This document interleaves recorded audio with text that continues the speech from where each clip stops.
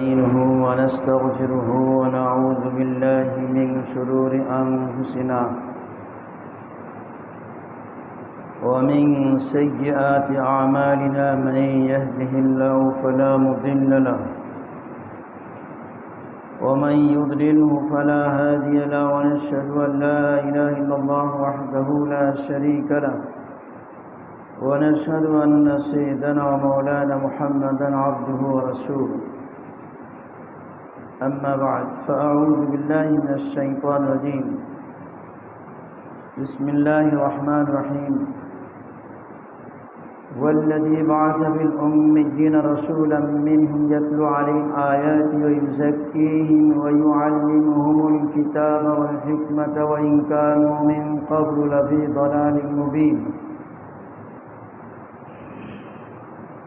محترم दोस्तों बुजुर्गों कुरानुल करीमेर এই আয়াতের মধ্যে নবীদের মূল দায়িত্ব কি ছিল সেই দায়িত্বের কথা আলোচনা করা হয়েছে এবং নবীজি সাল্লাল্লাহু আলাইহি ওয়াসাল্লাম মৃত্যু পর্যন্ত এই কাজগুলি করে গেছেন। ইয়াতলু আলাইহিম আয়াতি ওয়া ইউযাক্কিহিম ওয়া ইউআল্লিমুল কিতাব ওয়াল হিকমা, এই তিনটে কাজ। দাওয়াতের কাজ করেছেন, তার তরিকা কোরআন পাকের তেলাওয়াত শুনে শুনে মানুষের সামনে কোরআন পাকের তেলাওয়াত শোনাইছেন, যেগুলি শুনে মানুষ বুঝতে পারছে এটা মানুষের কথা না, আল্লাহর কথা। এই বুঝার কারণে তারা মুসলমান হয়েছে, ঈমান গ্রহণ করছে। আর একটা হলো নবীজি সাল্লাল্লাহু আলাইহি ওয়াসাল্লাম আত্মশুদ্ধি করেছে, ওয়াইযাক্কিহিম, সাহাবাদের দিল পরিষ্কার করেছেন। আর 3 নম্বর হুজুর সাল্লাল্লাহু আলাইহি ওয়াসাল্লাম নিজেই কোরআন পাকের শিক্ষাও দিয়েছেন এবং হিকমত শিক্ষা দিয়েছেন, অর্থাৎ নবীর আদর্শ সুন্নতে শিক্ষা দিয়েছেন। ওয়া ইউআল্লিমুহুল কিতাব ওয়াল হিকমা, হিকমত কি জিনিস তাফসীরের কিতাবের মধ্যে জগৎবিখ্যাত মুফাসসিরে কোরআন আল্লামা সৈয়দ মাহমুদ বাগদাদি রহমাতুল্লাহ আলাইহি তার কিতাবের মধ্যে হিকমতের 5টা তাফসীর করেছে। তারই আলোচনা চলতেছিল যে হিকমতের 3টা ব্যাখ্যা চলতেছিল। তার মধ্যে একটা যে হুজুর সাল্লাল্লাহু আলাইহি ওয়াসাল্লাম শরীয়তের সমস্ত বিধানগুলি প্র্যাকটিক্যাল বাস্তবে তার উম্মতকে শিক্ষা দিয়েছেন। মোট কথা ইসলাম থিওরিক্যাল না, ইসলাম প্র্যাকটিক্যাল। তাই নবীজি সাল্লাল্লাহু আলাইহি ওয়াসাল্লাম সমস্ত সাহাবাদেরকে বাস্তবে শরীয়ত প্রশিক্ষণের মাধ্যমে শিক্ষা দিয়েছেন। তো তার একটা ব্যাখ্যা, 3 নম্বর ব্যাখ্যার পরিশিষ্ট যে নবীজি সাল্লাল্লাহু আলাইহি ওয়াসাল্লাম চূড়ান্ত তার একটা বাণী, যেটা বুখারী মুসলিমের মধ্যে আছে এবং প্রায় অধিকাংশ 86টা হাদিসের মধ্যে এই হাদিসটা আছে। একটু লম্বা হাদিস, তার অংশ বিশেষ। সাল্লু কামা রাআইতুমুনি উসাল্লি, আমাকে যেমন নামাজ পড়তে দেখছো ওভাবেই নামাজ পড়বা। हुजूर सल्लल्लाहु अलैहि वसल्लम का तरीक़ा सिखाए। मसलन नमाज तो फ़र्ज़ है, मगर नमाज का पूरा तरीक़ा कुरान शरीफ में नहीं है। जब नमाज पढ़ा फ़र्ज़, কিন্তু নামাজের পূর্ণ পদ্ধতিটা, তরিকাটা, নিয়মটা কিন্তু কুরআন পাকে নাই। बताइए कुरान शरीफ में कहीं अत्तहियात तो है, कुरान पाक में कौन तो अत्तहियात तो नहीं, दुरूद शरीफ नहीं, दुआ मसूरा नहीं। मगरिब की 3 रकात कहीं है, टीवी तो अरे स्विच टिपते हैं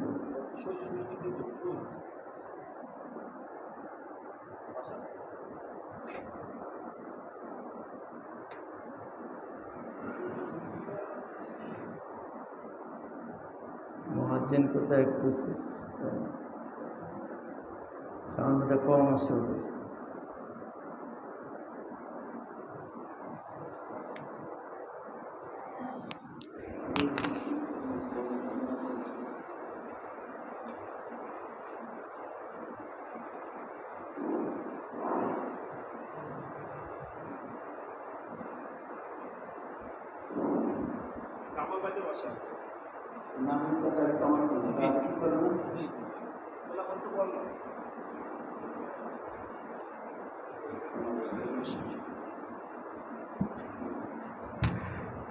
আগে ঠিক করতে হবে।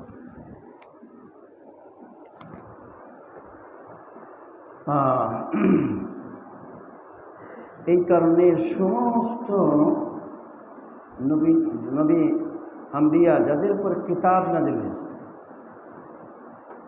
যখনই কিতাব নাজিল হয়েছে, যখনই সহিফা নাজিল হয়েছে, সাথে নবী আসছে।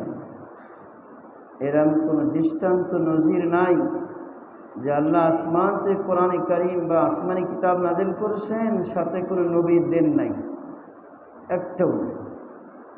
বরং দুনিয়াতে নবী পয়গম্বর আসছেন, কিতাব আসেনি।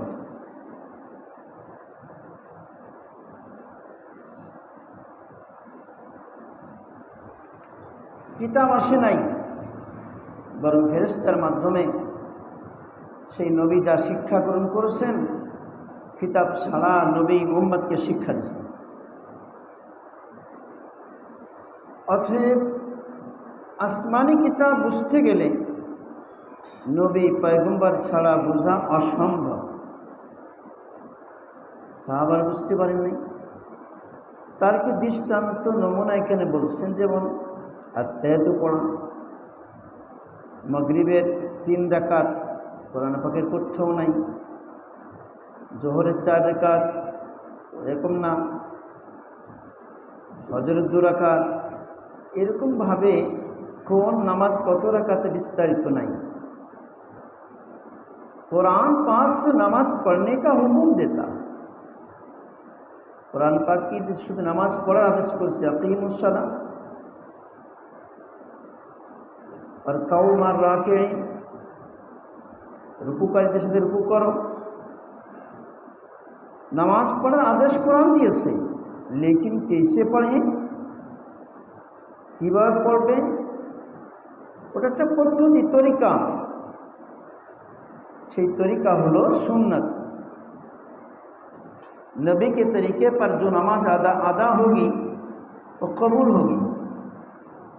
नबीर तरीका ওটাই হলো সুন্নাত, যারা আমরা সুন্নাত বলি, নবীর আদর্শ।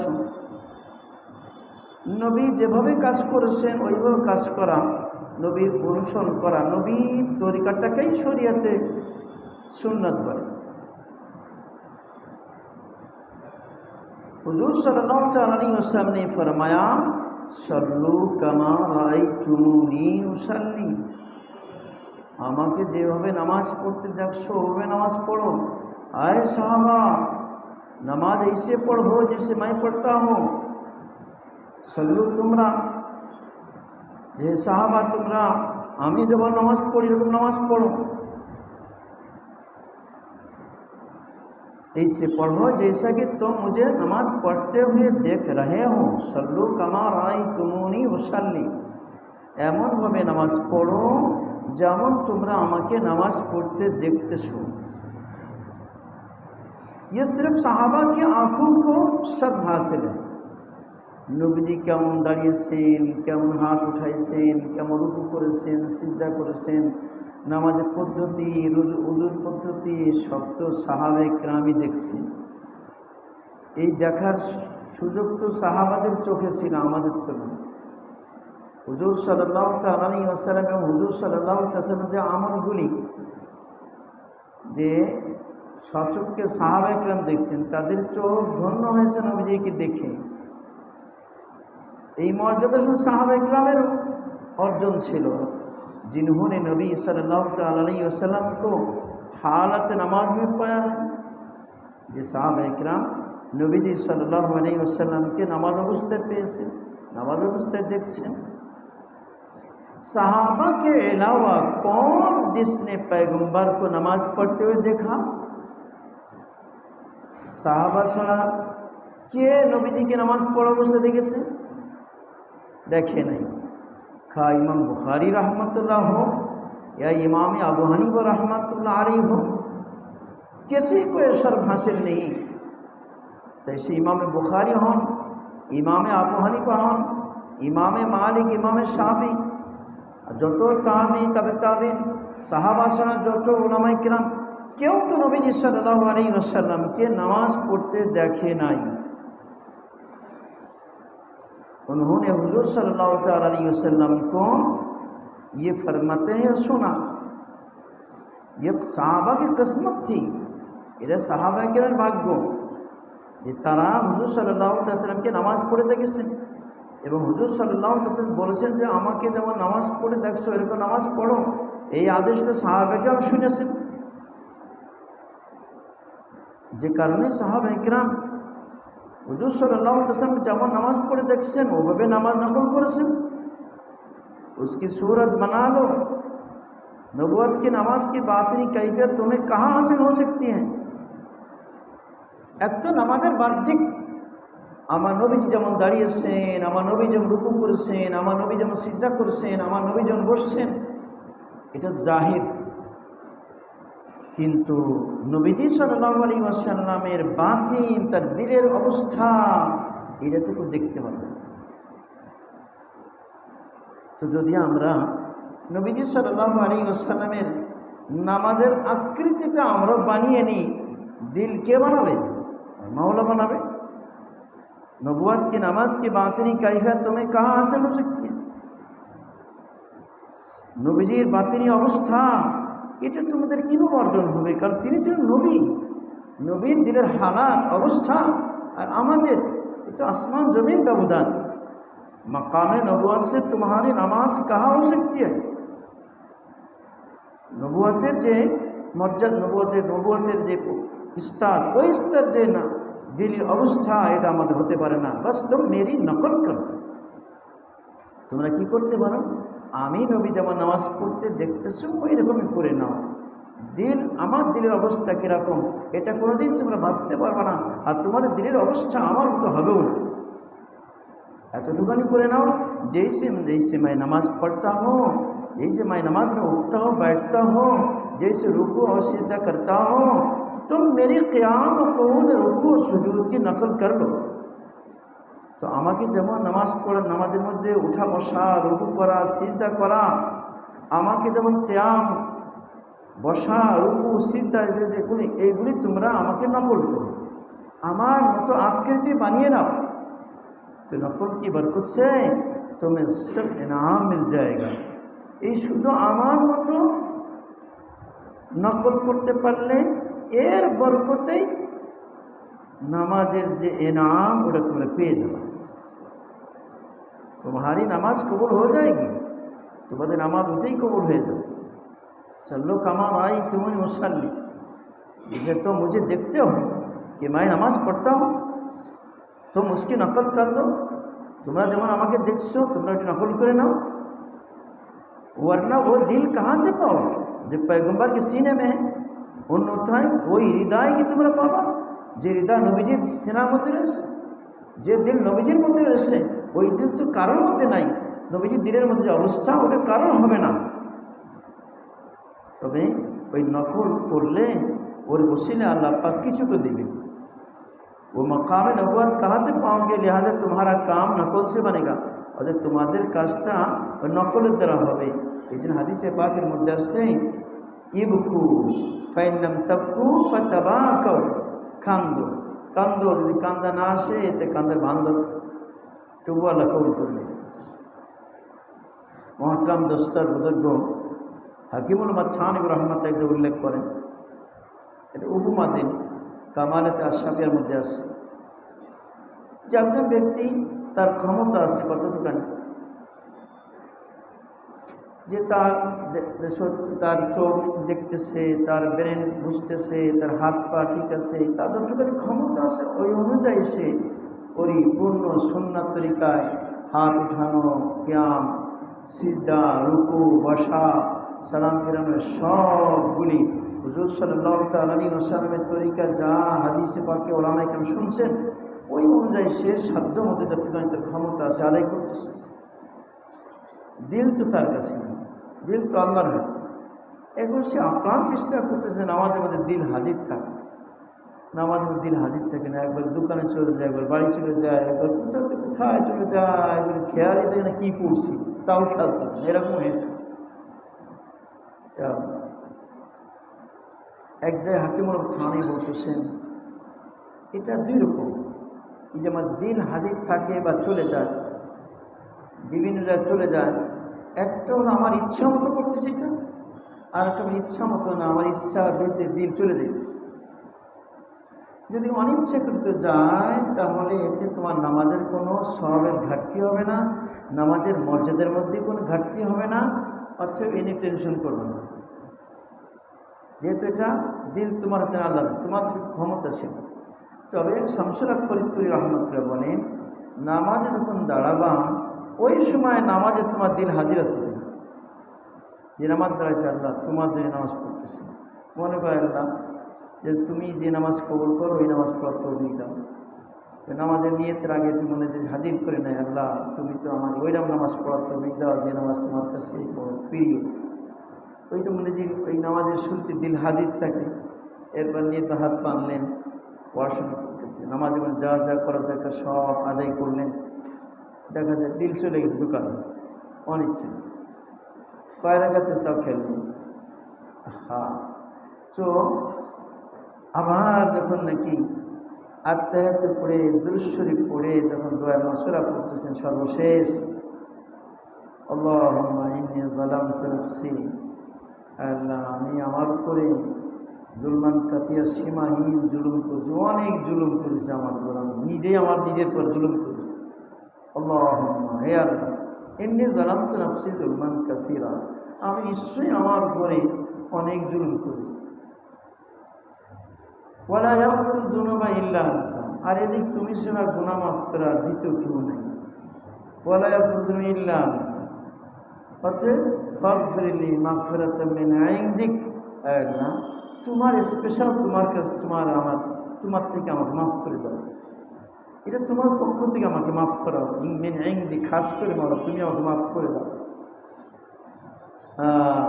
মিন ফাগফিরলি মাগফিরাতাম মিন ইনদিক ইন্নাকা আনতাল গফুরুর রহিম, এবং আপনি দয়া করো। আল্লাহুম্মা ইন্নী যালামতু নাফসি যুলমান কাসীরা ওয়া লা ইয়াগফিরু যুনুবা ইল্লা আনতা ফাগফিরলি মাগফিরাতাম মিন ইনদিকা ওয়ারহামনি ইন্নাকা আনতাল গফুরুর রহিম, আমার দয়া করো, আর তুমি মাফ করবে না কেন, তুমি না ইন্নাকা আনতাল গফুরুর রহিম, তুমি তো গফুরুর রহিম। তো যখন দয়া মাসুরা পড়বো, দয়া মাসুরার অর্থটা জেনে নিই, ওই ঠিক আবার ওই দিকে ধ্যানের সাথে যে আল্লাহ বললাম আমি জুলুম করছি, আবার দিল হাজির হয়ে গেল। তো হযরত শামসুল হক ফরিদপুর রহমতুল্লাহ বলেন তোমার শুরু আর শেষ যদি নাকি দিল হাজির থাকে তো ভিতরে সব হাজির হয়ে গেছে। আর যেহেতু আমি আরবিতে যার শেষ ভালো তো সব ভালো, তো যা কর্তব্য শুরু করছিলাম মাঝখানে শয়তান এদিক ওদিক আমার দিলকে সমারে নিয়ে গেছে, চিন্তাই করে নিয়ে গেছে, তো আমার আবার শেষে আবার আমার দিল হাজির হয়ে গেছে। তো শেষ ভালো যা সব ভালো, তারপর শেষে আবার আমার দিল হাজির হয়ে গেছে। অন্তত একটুখানি করতে পারলো। শামসুল হক ফরিদপুর রহমতুল্লাহ বলেন এটা তোমার নামাজের মধ্যে বা শুরু আর শেষ যেহেতু তোমার নামাজে ধ্যান আছে, এটা পুরো নামাজে ধ্যান আছে, এটি ধরে নিয়ে হবে। যেটা বলতেছিলাম হযরত হাকিমুল মারশা আশরাফ আলী থানভী রহমতুল্লাহ আলাইহি তিনি বলতেছে উপমা দিচ্ছেন যে একজন ব্যক্তি তার ক্ষমতা আছে সুন্নাত তরিকায় নামাজ পড়ে, সে ওলামাদের কাছে শুনেছেন, নামাজ ট্রেনিং দিয়ে নিয়েছে, এভাবে নামাজ ট্রেনিং নিয়ে সুন্নাত তরিকায় নামাজ পড়তেছে। আর একজন সুন্নাত তরিকায় নামাজ পড়ার ট্রেনিংও নেয় নাই, শেখেও নাই, মানুষকে দেখা দেখি, যে কারণে তার পুরা নামাজের মধ্যে পুরা নামাজটা নবীর সুন্নাত তরিকা হয় না, কোনো কোন জায়গায় কোনো কোন জায়গায় হয় না। কিন্তু নামাজের মধ্যে তো দিল হাজির আছে, শুরু থেকে শেষ পর্যন্ত নামাজের মধ্যে ধ্যান আছে। হযরত থানি বলেন, এই ব্যক্তি ধ্যান ও নামাজ থেকে হাজার হাজার নামাজ থেকে ওই আগের ব্যক্তির 2 রাকাত নামাজের মূল্য বেশি, কারণ দিল তো আমাদের হাতে না। এমনকি নবীজি সাল্লাল্লাহু আলাইহি ওয়াসাল্লাম যখন আল্লাহকে দোয়া করতেছেন আর বলতেছেন, আল্লাহুম্মা হাদা ফীমা আমলিকু, হাদা কসমি ফীমা আমলিকু, তো নবীজি বলতেছেন যে আল্লাহ, এই যে হাদা কসমি মা আমলিকু, এই যে আমি কসম, এই কসম মানে বন্টন না, অর্থাৎ এটা আছে বাড়ি, স্ত্রীদের মধ্যে বাড়ি বাড়ি পালাক্রমে যাকে বলে, যে পালাক্রমে যদি একাধিক স্ত্রী থাকে তো পালাক্রমে তাদেরকে একদিন এর কাছে একদিন ওর কাছে, একদম ইনসাফের সাথে থাকা। তো এইভাবে থাকতেন নবীজি। তো বলতেছে এটা তোমার জাহিরি আমার যে ক্ষমতা আছে, যে কারণে আমি এরকম না যে একদিন এর কাছে 2 দিন থাকতেছি আর একদিন এরকম হচ্ছে না, আমি একদম সমতা রক্ষা করতেছি, এর মধ্যে কোনো ত্রুটি করতেছি না। তো এটা তো আমার ক্ষমতার মধ্যে আছে, আয়ত্তে আছে, কিন্তু দিল তো আমার আয়ত্তে না। এর বাদ তিনি বলা তাফুজনি ফিমা লা আমলিক, আল্লাহ যেটা আমার আয়ত্তের বাইরে ওইটাকে আমাকে আমার দিকে জবাবদিহি করেন না, আমার থেকে জবাবদিহিতা চান না, কারণ এটা তো মালিক আমি না। সেটা কি দিলের মধ্যে মহাব্বত একজনের প্রতি একটু বেশি, যেমন হযরত আয়েশা সিদ্দিকা রাদিয়াল্লাহু তাআলার প্রতি নবীজির একটু দিলের মহাব্বত বেশি ছিল। সেটা তার রূপ লাবণ্যের কারণে না, এটা ছিল তার কিছু গুণের কারণে, এবং নবীজি তার কাছে থাকতেও চাইতেন। এবং অসাধারণ তার বুদ্ধি। আম্মা জান আয়েশা সিদ্দিকা রাদিয়াল্লাহু তাআলা বয়স কম অথচ সব থেকে বেশি বুদ্ধিমতী এবং সব থেকে বেশি তিনি স্মৃতিশক্তির অধিকারী এবং সব থেকে মাসলা মাসাইল বোঝার ক্ষমতা তার মধ্যে, যে কারণে যতগুলি বড় বড় মুফতি ছিলেন সাহাবাদের মধ্যে, তার মধ্যে একজন আম্মা জান আয়েশাও ছিলেন। এমনকি অনেক সময় রাষ্ট্রীয় পর্যায়ে যখন মজলিসে শোরা, যা সংসদে মন্ত্রীরা বসে এমপিরা, এর মজলিস শোরা যাদেরকে নিয়ে খেলাফত রাষ্ট্র পরিচালনা হতো, তো ওমর ফারুক রাদিয়াল্লাহু তাআলা আনহু পরামর্শের মধ্যে কোনো একটা ব্যাপারে সিদ্ধান্ত গ্রহণ করতে পারতেন না, তখন বলছে যাও আম্মা জানকে শুনিয়ে আসো এইভাবে নবীজি কী করতেন। ঘরের থেকে আম্মা জান ফয়সালা দিচ্ছে নবীজি করতেন এইরকমভাবে, যে কারণে হুজুর সাল্লাল্লাহু আলাইহি ওয়াসাল্লাম চাইতেন আমার সময়টা তার কাছে বেশি কাটুক, কারণ আমার সব কিছু তো শরীয়ত। নবী যেভাবে ঘুমাবেন ওইটাই উম্মতের জন্যে সুন্নাত, নবী যেভাবে খাবেন ওইটাই নবীজির ওইটাই উম্মতের জন্যে পালনীয় অনুসরণীয়, নবী যেভাবে চলবেন ওই চলাটাও, নবী যেভাবে ঘুমাইবেন সব কিছু তো এটা উম্মতের জন্যে কর্তব্য, যে ফাত্তাবিউনি, তোমরা যে আল্লাহর ভালোবাসা চাও তো আমি নবীর অনুসরণ করো, আরশাল মাওলা এমনি তোমাদের ভালোবাসবে। আমার বন্ধুর অনুসরণ করেছো, আচ্ছা যাও তোমার বন্ধু বানাই নিলাম, তোমার বন্ধুদের লিস্টে তোমার নামটাও নিয়ে নিলাম, কারণ আমি এমন এক ব্যক্তি, আমার জাত যে আমার এমন এক বন্ধু বানাইছি, সে বন্ধুকে আমি নিজে হাতে সাজাইছি, তার আখলাক, তার চরিত্র, তার সব কিছু আমি আল্লাহ কুদরতি হাত দ্বারা আমার বন্ধুকে সাজাইছি। কারণ আমি যাকে বন্ধু বানাবো তাকে তো শতভাগ নিষ্কুল, শতভাগ একদম ফ্রেশ তাকে বানাবো, যার চরিত্র, যার সব কিছু আমার কাছে মন আনন্দ লাগবে, ভালো লাগবে, ওরা তার হাসি আমার কাছে ভালো লাগবে, ওর কান্না আমার কাছে ভালো লাগবে, ওর বসাও আমার কাছে ভালো লাগবে, ওর চলাও আমার কাছে ভালো লাগবে, এইরকম একটা বন্ধু আমি বানাবো। সেই বন্ধুকে সাজাইছেন আল্লাহ, এমন সাজাইছেন ওয়াফু আম্মা জালামা, মাফ করে দাও, যে তোমার জুলুম করেছে ওর মাফ করো। এটা শুধু তিনি বলেন নাই, রাসূলুল্লাহ সাল্লাল্লাহু আলাইহি ওয়াসাল্লাম মাফ করে উঠেছেন। শুধু মাফ না, তার অন্যায়টা প্রকাশও করে দিন আরেকজনের কাছে। দেখেন আমার নবীজির ঘরে ইহুদি মেহমান, তার উদ্দেশ্য মুহাম্মদকে আজকে মোটামুটি লজ্জা দেবে মালিক তো নবীর সাথে, কারণ লজ্জা দেবে। এইটা মনে করছে যে আমি যে পরিমাণ খাই তো মোহাম্মদের ঘরে তো এরকম খাবার থাকে না, আমি খেতে থাকবো। অনেক খেতে পারে। যেমন আমার দোয়াটার মধ্যে ছাত্র ছিল, ওই আরিসা ঘাটে ওদের এখানে চুক্তি, ডাল আর ভাত ফ্রি আর মাছ কিনে গেছে। এখন ও খাইতেছে কয়েক গামলা ভাত দিয়ে গেল, সব খেয়ে ফেলেছে। এখন ডাল রুটি আর ডাল আর ভাত আর নেই, তোর মাপ সাহেব হাতে দেওয়া লাগবে, তোরই বলে থাক, কিছু আসে ওরকম খাইতে পারে।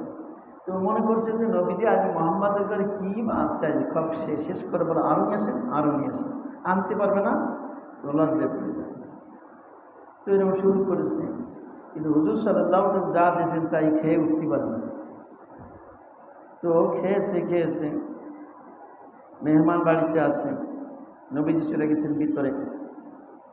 মেহমান খাওয়া দাওয়া করেছে, রাত্রিবেলা কী সমস্যা হয়েছে, যে কারণে বেডেই পায়খানা হয়ে গেছে।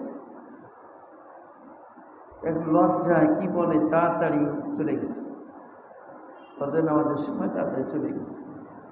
পথে যে মনে পড়ছে, ও আমাকে কি জিনিস তাড়াতাড়ি খুলে রাখছিলাম, সেই জিনিসটা ওখানে রয়ে গেছে, ওইটি নীতি আসছে। এসে দেখে ওই পায়খানা রাসূলুল্লাহ সাল্লাল্লাহু আলাইহি ওয়াসাল্লাম নিজ হাতে পরিষ্কার করতেছে। এইটা দেখে হতবাক হয়ে গেছে। আপনি তো আপনার বাড়ির কাজের মেয়ে দ্বারা, গোলাম দ্বারা করাইতে পারতেন। রাসূলুল্লাহ সাল্লাল্লাহু আলাইহি ওয়াসাল্লাম উত্তর দিলেন, এইগুলি যদি আমি কাজের মেয়ে বা কাজের ছেলে দ্বারা করাইতাম তাহলে তোমার দোষটা তাদের কাছে প্রকাশ পেত, তারা এই কাজ করতো আর গালিও দিত যে খেয়েও গেছে, হাগেও গেছে, বিছানা নষ্ট করেও গেছে, এইরকম কাজ করতো আর তোমার গালি দিত। এই গালি দেওয়ার সাথে সাথে তোমার দোষটা তাদের সামনে প্রকাশ পেত, এই করছে। আমি চাই না যে আমার মেহমানের দোষ আর একজনের প্রকাশ পায়, তা কোনো ইহুদি মুসলিমা করে মুসলমান হয়ে যায়। তো আমার নবী তো বাস্তবে জানামা যে তোমার জুলুম করে মাফ করে দাও, জালেমকে মাফ করে দাও। আল্লাহ কোরআনে বলছে, আল্লাহ তাহলে তাকে তোমার অন্তরঙ্গ বন্ধু বানাবে আল্লাহ। এদিকে আমি এই কাজ করব, আর শত্রুকে বন্ধু বানানেওয়ালা কে? দিলের মালিক তিনি, দিল পরিবর্তন করে। আল্লাহকে দুই ইন্না কুলুবনি আদম বাইনা ইসবাই রহমান, হাদিসে পাকের মধ্যে আসছে সমস্ত আদম সন্তানের মানব জাতির সকলের দিল আল্লাহকে দুটা কুদরতি আঙ্গুলের মাঝখানে, ইউকাল্লিবুহা কাইফা ইয়াশা, আল্লাহ যেমন ইচ্ছা আর পরিবর্তন করে। তো আল্লাহ বলতে দিলকে পরিবর্তন সময় লাগবে না, আয়সা তো করতে কেন। তো দিল পরিবর্তন হয়ে গেছে, কালিমা পড়ে মুসলমান হয়ে গেছে। তো নবী সাহেবের কথা বলতে পারে না যে তোমাকে বঞ্চিত করে তাকে তুমি দাও, আনতু'তিয়ামান হারামাক, তোমাকে যে বঞ্চিত করে ওকে দিবা। এইরকম করবে না, তুই আমার দিলি না তো দেবো, এরকম না, তুমি দিয়ে দাও, প্রতিশোধ নিও না। তুমি তাকে ওয়া আহসিন ইলা মান আসা ইলাইক, যে তোমার সাথে দুর্ব্যবহার করে ওর সাথে ভালো বলো। এটা আমার নবী, আমার দুর্ব্যবহার করছে, আচ্ছা আমি দুর্ব্যবহার করবো নাকি না, আমি সুব্যবহার করবো। ওয়া আহসিন ইলা মান আসা ইলাইক, যে তোমার সাথে দুর্ব্যবহার করে তার সাথে তুমি ভালো ব্যবহার করো। এটা আমার নবীর শিক্ষা। ইসলাম এমনি প্রকাশ পায় নাই, ইসলাম তো প্রকাশ করছে উদারতার কারণে, সাহাবাদের আচরণে, ব্যবহারে, এরা সব নবীর থেকে শিখেছেন। এই জন্য হুজুর সাল্লাল্লাহু আলাইহি ওয়াসাল্লাম তিনি যদি না আসতেন তো ইসলাম প্র্যাকটিক্যাল শিক্ষা করা যেত না।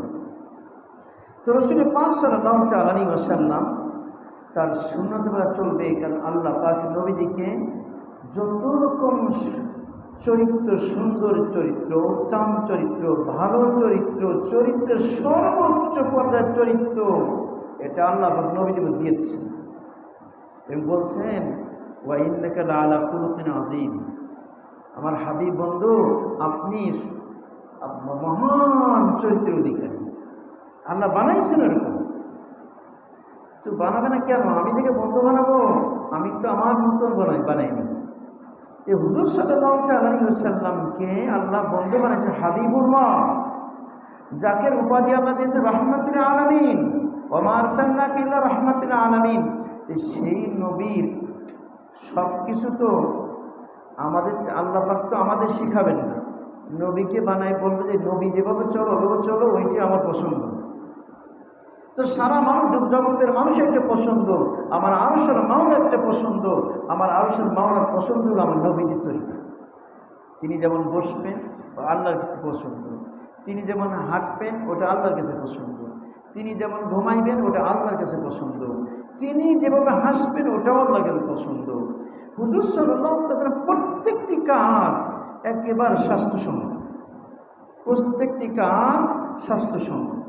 এটা আল্লাহ করেছেন বলে তাই যে হুজুর সাল্লাল্লাহু আলাইহি ওয়াসাল্লামকে দুনিয়াতে আল্লাহ শিক্ষা দিয়ে পাঠাইছিলেন উম্মতের কাছে নমুনা স্বরূপ। আমার নবীজি যা করবে, আমার হাবিব যা করবে তোমরা তাই করো, ইহবিবুকুমুল্লাহ, আল্লাহ তোমাদের ভালোবাসবেন। শুধু ভালোবাসা না, ওয়া ইয়াগফির লাকুম যুনুবাকুম, তোমার জীবনের সমস্ত গুনাহ মাফ করে দেবে। হিকমতের 4-5টা ব্যাখ্যার মধ্যে, তাফসীর মধ্যে 2টা গেছে। 3 নম্বর হিকমত তাফসীর তাফসীর, ওয়া ইউআল্লিমুল কিতাবা ওয়াল হিকমা। রাসূলুল্লাহ সাল্লাল্লাহু আলাইহি ওয়াসাল্লাম সরাসরি কোরআন শিক্ষা দিতেন, মক্তব কারি সাহেব যেরকম, হাফেজ সাহেব যখন ওই রকম, সাথে সাথে হিকমত শিক্ষা দিতেন। তো হিকমত 3টো ব্যাখ্যা হিকমতের, हिकमत की तस्री तफसीर अत्तफ़क़्क़ु फ़िद्दीन, दीन की समझ हो। बाद लोग इल्म बहुत रखते हैं लेकिन दीन की समझ नहीं रखते, तफ़क़्क़ु नहीं है। 3 নম্বর হলো দিনের বুঝ। অনেকে আছে খুব এলেম আছে কিন্তু দিনের বুঝ নাই, বুঝাইতে পারে না। দারুল দেওবন্দে এক মুহাদ্দিস শেখুল হাদিস, আমার উস্তাদে মোহতারাম হযরত মাওলানা মুফতি সাঈদ আহমদ পালনপুরি রহমতুল্লাহ আলাইহি গত 2 বছর আগে মারা গেছেন। যে এইরকম ব্যক্তি এটা সারা দুনিয়াতে ছিল না, একটা বিশেষ যে বোঝানোর, তিনি যে এত যতগুলো কঠিন থেকে কঠিন মাসলা এত সহজে বুঝাইতেন, তাই বড় মুহাদ্দিসরা করে এর কোনো দৃষ্টান্ত নজির দুনিয়াতে নাই। উনি খুব কঠিনকে সহজ করে দিতেন, কঠিন দিকে সহজ করে বুঝাইতেন। আমরা পরিচিত দেখি যে ঘন্টা 3 ঘন্টা 4 ঘন্টা 5 ঘন্টা হয়ে গেছে, কোনো সময় দেখা যায় সামনে ঘন্টাটা খালি, ওই সময় লম্বা তিনি সমস্ত ঘন্টা একসাথে নিয়ে গেছেন, লম্বা পড়াইতেছে, কোনো নড়াচড়া নাই, ছাত্র চাতক পাখির তাকায় রয়েছে ওনার দিকে, ব্যাখ্যা বিশ্লেষণ দিচ্ছেন। ওই অবস্থায় যদি ঘন্টা বেজে গেছে, ছাত্ররা ঘন্টা শেষ হয়ে গেল, ঘন্টা শেষ হয়ে গেল, তো এমনি 3-4 ঘন্টা চলে গেছে, ছাত্ররা বুঝতে পারে নাই। এমন এক ব্যক্তি উনি ছিলেন। তো সাঈদ আহমদ পালনপুরি তার মধ্যে ওই দিনের বুঝ, এই জন্য আসলে ওলামায়ে কেরামের কাছে না গেলে তো দিনের বুঝ পাওয়া যাবে না। ওলামা ছাড়া দিনের বুঝ পাবে অসম্ভব, দিনের বুঝ না অন্য কিছু পাবে। दिन की समझ भी होनी चाहिए, दिनेर बुझ হওয়া দরকার। मेरे शेख शाह अब्दुल गनी साहब रहमत फरमाते थे, एक दृष्टाন্ত মনে পড়ে গেল, যেমন পাকিস্তানের সবচেয়ে বড় মুফতি ছিলেন, দেওবন্দের বড় মুফতি ছিলেন এক সময়, মুফতি শফি সাহেব রহমতুল্লাহ, তার ছেলে বর্তমান ইসলামী জগতের সবচেয়ে বড় আলিম মওলানা তকি উসমানী। এটা গত রমজানের আগের রমজান অর্থাৎ 3 রমজান আগে পূর্বে ইনকিলাব দিয়েছিল যে সারা পৃথিবীতে সর্বশ্রেষ্ঠ ব্যক্তি আলেম কে, অনুসন্ধান চালায় তার 1 নম্বর নাম আসছে মাওলানা তকি উসমানী। ওনার আব্বা বলে গেছিলেন, তকি কো मैं आलमी मौलाना বানাবো, আমি তকিকে আন্তর্জাতিক আলেম বানাবো। কারণ ছেলে তো এরকম ছিল, যা বলতে বাপের কথার বাইরে, বাপ বলে এটা ছাড়ো, একটু এদিকে যাবে না। অসাধারণ স্মৃতিশক্তির অধিকারী, তাকে ইচ্ছামতো বলেছে। আর আসলেই সারা দুনিয়াতে আর দেখেছি মানুষ তো অনেক রকম আলেম আছে, তকি উসমানীর পাকিস্তানের কিতাবে দেখলাম প্রত্যেক লাইব্রেরিতেই শুধু তকি মোলা তকি মোলা তকি, তার যেদিন বয়ান হইতে তার এক সপ্তাহের মধ্যে বয়ানটা কিতাব আকারে ছাপা চলে এসেছে। এই ছোটো ছোটো চটি তার পক্ষে সব ধরনের মানুষ, সব মাযহাবের অনুসারীরা তার কিতাব পড়ে। মনে তৌকি ইসমাইল এমনকি তার যদি এই সম্পর্কে জানতে চান, ইসলাহি আমাদের ইসলাহি মাজালিস আছে ওনার 7 খণ্ড 4 ভলিউম, বাংলায় সুন্দর বেড়ে গেছে। বাংলায় বেড়েছিল জানতাম না, তবে MM কলেজের ইংলিশ যে প্রফেসর ছিলেন হামিদুর রহমান সাহেব, উনি আমাকে একদিন এসে বলছেন চমৎকার একটা কিতাব হাদিয়ে নিয়েছে আপনার জন্য। কি একটা কিতাব ওনাকে হাদিয়ে দিচ্ছে, এটা বাংলায় বেরোয়েছে, আমি জানতাম না, এটা পাইছে আপনাদের নিয়ে আসছে। তো আমার কাছে চমৎকার। তারপরে বাকি খণ্ড আমি কিনেছি। তো ওর মধ্যেই ব্যাখ্যা দিয়েছিল, পড়লে বুঝতে পারে যে এই ব্যক্তিটা সর্ব লাইনে তাকে আল্লাহ থেকে বানাইছিল। তো যে কথা বলতেছিলাম যে আসলে প্র্যাকটিক্যাল না হলে সময় দিনের বুঝ সহি বুঝের পরিপূর্ণ আসে না। তো মুফতি সাহেব, ইনার আব্বা মুফতি শফি সাহেব রহমাতুল্লাহ আলাইহি, তিনি বলতেছেন আমি যদি দারুল দেওবন্দ থাকতাম, আমি ফতোয়া দিতেছে, ফতোয়ার মধ্যে আপনার সিগনেচার হইতেছে, যা সারা দুনিয়া যাইতেছে, তো এত ফতোয়া দিলাম। তো আমি একবার মাওলানা আসগার হুসাইন রহমাতুল্লাহ আলাইহি দেওবন্দ শহর যে মার্কাজ, তবলিগের মার্কাজ, তার পাশে ওনার মাদ্রাসা আসগারিয়া, ওনার ওখানে পাশেই, ওখানে তো আমি মাঝে মাঝে যাইতাম হজরতের কাছে। তো একদিন গেছি, এমন সময় দেখি উনি দস্তরখান খাওয়া হয়ে দস্তরখান ঝাড় দেন। তেমন হয়তো আমি দস্তরখান আমি ঝাড়তেছি। ঝাড়তে পারবা? কাকে বলতে? দেওবন্দের মুফতি সাহেবকে বলতে, দস্তরখান ঝাড়তে পারবা তো? হ্যাঁ পারবো। উনি দস্তরখানে বাইরে ঝাড়ে চলে আসে, এসে দস্তরখান কোথায় ঝাড়লে? বাইরে। হ্যাঁ, তুমি কী করলে? এটা এই দস্তরখানের পরে 3 প্রকার মাখলুকের খোরাক ছিল। ওই হাড়গুলি আলাদা জায়গায় রাখি, কুকুর এসে খেয়ে যায়। আর ওই যে রুটির টুকরা পোড়া জায়গায় যেখানে ছোটো ছোটো টুকরা, ওগুলো আলাদা রাখছি। ও কাকে এসে ঠোঁট দিয়ে উঠে নিতে পারে, সেগুলো আলাদা রাখি। একেবারে গুঁড়ো যেগুলি কাকে ঠোঁট দিয়ে উঠে দিতে পারবে না, ও আরেক জায়গায় ফেলেছেন, পিপিলিকা এসে খায়। তো এই দস্তরখান বা 3 প্রকার মাখলুকের খোরাক ছিল, তুমি কোথায় কী করে আসো? তখন উনি বলতেছেন, হায় রে, এত ফতোয়া দিলাম, কিন্তু দস্তরখান ঝাড়ার তরিকা জানতে পারলাম না। আসলে তো এগুলোই প্র্যাকটিক্যাল। রোজগান দিয়ে দরবার বলে এটাকে সুন্নাত। ভাই সুন্নাত না, কিন্তু একটা নিয়ামত। একটা রুটির যে তার গুঁড়ো পড়েছে, আটার গুঁড়ো পড়েছে, ওটা তো নিয়ামত আল্লাহ। ওগুলো অনেকগুলি মিলেই তো অনেক আটা হয়ে গেছে, রুটি হিসেবে খাইতেছি। ও অল্পগুলি ওকে নিয়ামত না। এই জন্য হরদি হজর রহমাতুল্লাহ বলতেন যে তোমরা ভাত যখন খাবা, ঝোল সুরবা, আঙ্গুলি লাগাতে গেলে ভালো করে চেটে খাবা, ওরা আল্লাহর নিয়ামত। কিন্তু ওইগুলি দিয়ে অনেকগুলি মিলেই তো চামচে তারপরে খাইতেছো, সামান্য বলে তোমার আঙ্গুলি রয়েছে, ওটা কোনো মূল্যায়ন করলে না, এটা কিন্তু আল্লাহর নিয়ামত। আল্লাহ মুখের নিয়ামত কখনো কি করা যাবে না, এটাকে প্রত্যাখ্যান করা যায় না, এটা অবহেলা করা যায় না, অবমূল্যায়ন করা যায় না। কিন্তু আমি তো সার্বক্ষণিক আল্লাহ মুখের নিয়ামতের মুখাফেকি। সেখানে আঙুল চাটতে, এমনি তো আঙুল চাটার মধ্যে এখন স্বাস্থ্যবিজ্ঞান তারা গবেষণা করেছে, সেই 1400 বছর পরে তারা করছে যে এখন তারাও আঙুল চেটে খাচ্ছে। আমেরিকার হোটেলে মৌলানা যোগ্যতার শেখ দামাত বরকাত বলছে, আমি সব চোখে দেখেছি, এখানে কাটা চামচ দেখা, এই সব কটা হোটেলে 4 একটা টেবিলে 6-7 জন বসছে, সব ওই হাত দিয়ে খাইতেছে। তা আমি জিজ্ঞেস করলাম, আপনার দেশে তো কাটা চামচ দেখায়, আপনারা আঙুল দেখাচ্ছেন, কে আঙুল চাটছেন? বলে আঙ্গুলের এবং ছোটো ছোটো এর ভিতরে আল্লাহ পাক কেমন সৃষ্টি করেছেন যে এটা চারটে, এটিতে পানি লাগলে ওই যে অল্প অল্প পশম থাকে, ওর গোড়ার থেকে এক প্রকার জাম বেরোয়, যেটা নাকি প্লাজমা, যেটা নাকি হজমের জন্য শক্তিশালী। এই জন্য আমরা এখন এই হাত দেখায়, ওই চামচ বাদ দিয়ে হাত দেখা শুরু করছি। তো এ কথা তো আমার নবীজি 1400 বছর আগে বলে গেছে, যে তোমার খাবার তো আঙুলগুলি ভালো চেটে করে খাওয়া, চেটে খেয়ে, কারণ এটা হজমের জন্য উপকার হবে।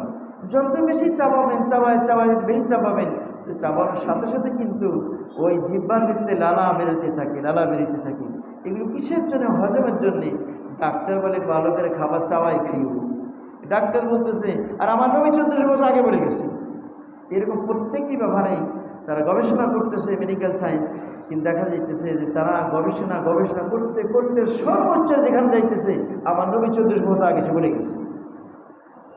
এই যে নবীজির সব কিছু ভালো, এটা আল্লাহ আমাকে দেওয়া, আল্লাহ আমাকে বানাইছেন। এই জন্য তাকে যে অনুসরণ করবে, দুনিয়াও কামিয়ে পরকালও কামিয়াবি। এখন দিনের সহি বুঝ পাইতে গেলে মেরে মহতাম দোস্তর বুজুর্গ বুঝ ওনাদের কাছে না গেলে হয় না। এখানে বলতেছেন হজরতে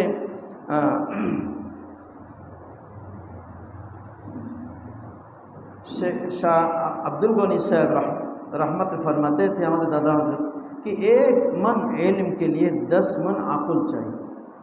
1 मन ज्ञानेर जन्य इल्मेर जन्य 10 मन बुद्धि अकुल दरकार। এটা শেখ সাদিও বলে গেছে 1 मन इल्मरा 10 मन अकुल बैत। इल्म के लिए अकुल और फाहम भी चाहिए। इल्मेर जन्य तार ज्ञान एवं बुझ থাকা দরকার। बेवकूफ़ इंसान को अगर मौलवी बना दो, यदि बेवकूफ़ व्यक्ति के तुम मौलवी बनाए दाओ तो हर जगह ताकत इस्तेमाल करेगा, सब जगह तीन क्षमता व्यवहार करबे, बुझिए से बुझाई भी এটা হবে না। मौलाना अबरारुल हक साहब रहमत बरकातुम ने फरमाया, हजरत शाह अबरारुल हक साहब रहमतुल्लाह बोलें कि लंदन में एक शख्स ने गैरेज में मोटर पेश की कि उसको ठीक कर दो। একজন ব্যক্তি বলেন যে আমি এক ব্যক্তিকে গ্যারেজের মধ্যে মোটর দিলাম যে আমার মোটরটা ঠিক করে দাও, তো मोटरसाइकिल বা कार इत्यादि। उसने एक छोटी सी हथौड़ी उठाई, से छोटा हथौड़ी उठाई से और एक पुर्जे पर ठक से मार दिया और कहा लाइए 10 पाउंड। এখন ছোটটা হাতে দিয়ে और একটা ইসের মধ্যে নাটের পরে বাড়ি মারলো, দাও 10 টাকা দাও। নাটে একটু বাড়ি মারলে 10 টাকা দাও, ঠক করে এটা বাড়ি মারলো। কয় সময় বাড়ি মারতে কয় সেকেন্ড গেল, 1 मिनट লাগলো, 10 টাকা দাও। तो जो यहाँ का 500 লন্ডনে কিন্তু পাকিস্তান তাদের 500 টাকা 10 পাউন্ড লন্ডনে বলছে, লন্ডনে যখন দাও 10 পাউন্ড দাও, তার মানে পাকিস্তানের 500 টাকা। এখন আর বেশি होती है। मोटर वाले ने कहा कि मियाँ ये हाथौड़ी ठक से मार दिया, ये कौन सा कमाल दिखाया। এখন मोटर বলছে, আরে ভাই একটু হাতের ठक के मेरे दिलें ये की आपने आपको कीर्तित्व जो 10 पाउंड मांग रहे हो, अपने 10 पाउंड चाहिए 500 টাকা चाहिए पाकिस्तानी। ये मेहनत तो 1 पाउंड के काबिल भी नहीं, 1 पाउंड तो जो पावर योग्य ना, खुद 10 पाउंड चाहिए। उसने कहा मैंने हथौड़ी मारने का पेशा थोड़ी लिया है, ये दिमाग का लिया है। अरे आमी कि शुद्ध हाथौड़ी बाड़ी दिया एर पैसा निसी, ब्रेनेर जो आमी ब्रेन खड़ाई तार पैसा निसी। हथौड़ी कहाँ मारी? उसने कहा मैंने थोड़ी मारने का पैसा थोड़ी लिया, आमी हाथौड़ी मारा पैसा निसी नाकि इस दिमाग का लिया। আমি যে ব্রেন খাটাইছি দেখে যে কোন জায়গা বাড়িটা আমার কী সমস্যা লেগে গেছে, এই দইটে বাছাই করে জানিয়ে বুঝে তা বাড়ি মারছি। তো আমার যে ব্রেন খাটাইছি তার পয়সা নিছি, इसका नाम कि हथौड़ी कहाँ मारी जाए, कोথায় হাতুড়ি মারতে হবে, किस पुर्जे पर मारी जाए, कौन नाटे पर बाड़ी मारते হবে, उसका पैसा बना है, उसका नाम हिकमत है। उसका पेशा बना है, उसका नाम हिकमत है। ये कोথায় মারতে হবে এর একটা যোগ্যতা, एकेबारे हिकमत। अल-फिक़्ह फ़ी दीन के माना है कि हम दीन को किस तरह इस्तेमाल करें।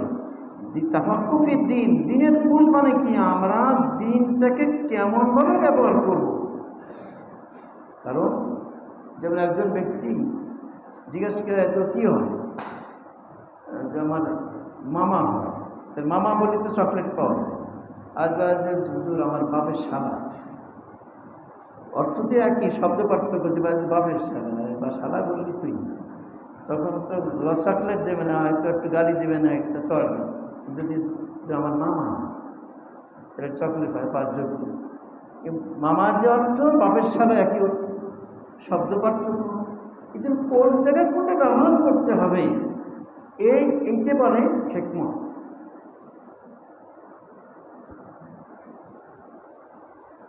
এই হিকমত রাসূল পাক সাল্লাল্লাহু আলাইহি ওয়াসাল্লামের সীমাহীন ছিল।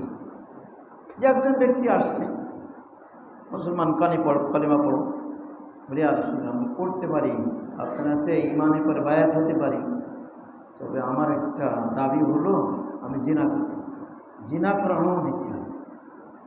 তাহলে একে এবার কীভাবে ঠান্ডা করতে হবে, কোন হেকমতে কাজ করতে হবে, চিরজীবনের জন্য ইয়ে হয়ে যাবে। এই হেকমত আল্লাহ নবীজির মধ্যে আল্লাহ দিয়েছিলেন, তাই বলে কাছে আসো, আমরা তার একটা থাপ্পড় জায়গা পাবো না, এরকম জিনার জন্য করতেছে। নবীজি বলে আরেক কাছে আসো, অনেক কাছে আসতে বুঝাইতেছে, আচ্ছা তুমি যার সাথে জিনা করবা, আচ্ছা তোমার যদি বোনের সাথে কেউ জিনা করো জান থাকতে ছেড়ে দেবো, তোমার মার সাথে আমি জান থাকতে ছেড়ে দেবো, তোমার মেয়ের সাথে আমার জান থাকতে ছেড়ে দেবো না। তো বলতে যে তুমি যার সাথে জিনা করবা সে তো কার মা হবে না, কার বোন হবে না, মেয়ে হবে বা খালা হবে বা মামা তাদের ফুফু হবে, তো তারাকে ছেড়ে দিবি। ওদের বুঝে আসছে আমি আর কোনো জিনা করবো। এরপরে তার দিলের পর বুকের পর নবীজি হাত মারলেন, হাত মে আল্লাহ তার দিলটাকে তুমি পবিত্র করে দাও গাড়ির মধ্যে। ওই সাহাবী বলেন, আর আমার এরপর থেকে জিনার প্রতি যে পরিমাণ ঘৃণা হয়েছে অন্য কোন জীবনের ঘৃণা হয়নি। তো আমার নবী তো সাহাবার দিল পাক করতেন, যে কথা আল্লাহ কোরআনে বলেছেন ওয়াইউযাক্কিহিম ওয়াইউআল্লিমুহুমুল কিতাব ওয়াল হিকমা, এর আগে ওয়াইউযাক্কিহিম আছে। এর ব্যাখ্যা তাফসীর উলামার মধ্যে কি আছে, ইউতাহিরু কুলুব আস-সাহাবাতি আন ইশতিগালি বিগাইরিল্লাহ, সাহাবায়ে কেরামের দিলকে রাসূলুল্লাহ সাল্লাল্লাহু আলাইহি ওয়াসাল্লাম পাক করতেন গায়রুল্লাহ থেকে। গায়রুল্লাহ মানে গুনাহ, যে কাজ করলে গুনাহ হবে ওইটাই গায়রুল্লাহ, যে কাজ করলে গুনাহ না ওইটাই গায়রুল্লাহ না। তো মহতারাম দোস্ত বুজুর্গ, যে হেকমত নবীজির থেকে হেকমতও শিখতে হবে, সাহাবারা শিখেছেন, তা আমরা তো শিখতে পারবো না, আমরা তাদের ওয়ারিসদের কাছ থেকে শিখবো, উলামায়ে কেরামদের কাছ থেকে শিখবো। বিশেষ করে যারা ইলম যে আমল করে আল্লাহ পাক তাদেরকে ওইরকম আকল দিয়ে দেন, ওইরকম বুদ্ধি আল্লাহ দিয়ে দেন। এটাকে ইলমে লাদুন্নি বা মিল্লাদুন্না, এটা আল্লাহর পক্ষ থেকে দান করেন। ইলম যে আমল করে তখন আল্লাহ পাক তার ভিতরে বুঝ দিয়ে দেন, ওই হিকমত দিয়ে দেয়। এই কারণে তো হাদিসে পাকের মধ্যে আসছে আলাইকা বিমাজালিসিল উলামা ওয়া ইস্তিমাই কালামিল হুকামা ফাইন্নাল্লাহা ইউহিল কলবাল মাইয়িতা বিনুরিল হিকমাতি কামা ইউহিল আরদাল মাইতাতা বিওয়াবিলিল মাতার। যে তোমরা হক্কানি উলামাদের মজলিসে বলবা, তোমরা আল্লাহওয়ালাদের মজলিসে বলবো, তাদের কথা কান লাগে শুনবা, কারণ হলো আল্লাহ পাক মুর্দা দিলকে, যে দিলের মধ্যে যে দিল জিন্দা নাই, ওই মুর্দা দিলকে আল্লাহ পাক জীবিত করে দেন আল্লাহ আমাদের হেকমতপূর্ণ কথার দ্বারা। যেমন নাকি মুর্দা জমিনকে আল্লাহ পাক আসমানের বৃষ্টি দ্বারা জমিনকে জীবিত করে দেন। তো যখন এই হিকমতের কথা আসলো, তো বলতেছেন যে যদি আমরা হিকমত শিখতে চাই তো অবশ্যই এর তরিকা সাহাবায়ে যেভাবে শিখেছেন হিকমত তো কারণ শুধু এলম হাসিল করলে হবে না। এই কারণে আগের যুগে মাদ্রাসায় পড়া শেষ করার পরও আরও 1 বছর কী করতেন, ইন্টার্নি করতেন, অর্থাৎ কোনো শায়েখের দরবারে, কোনো খানকা হক্কানি মাশায়েখ দরবার শিখে 1 বছর সময় লাগাই তার জীবনকে সম্পূর্ণ গুণামুক্ত চলতে পারে এরকম যোগ্যতা বানাই, শতভাগ নবীর সুন্নাত চলতে পারে যোগ্যতা বানিয়ে তারপর আসে। এখন তো সেই দিন আর নাই, মাত্র ফারিক হয়েই শিক্ষক হয়ে যায়, যে কারণে সেই মানের শিক্ষক নাই যা আগে ছিল। যেমন বাংলাদেশে আশরাফ আলী থানভীর সেই রুহানি হাসপাতালে যারা ওখানে চিকিৎসা নিয়েছে, ইন্টার্নি ওখানে নিজেরা সেখানে নফসকে পরাস্ত করার জন্য কোর্স মানে শিক্ষা করেছে, ওখানে 1 বছর ইন্টার্নি করেছেন।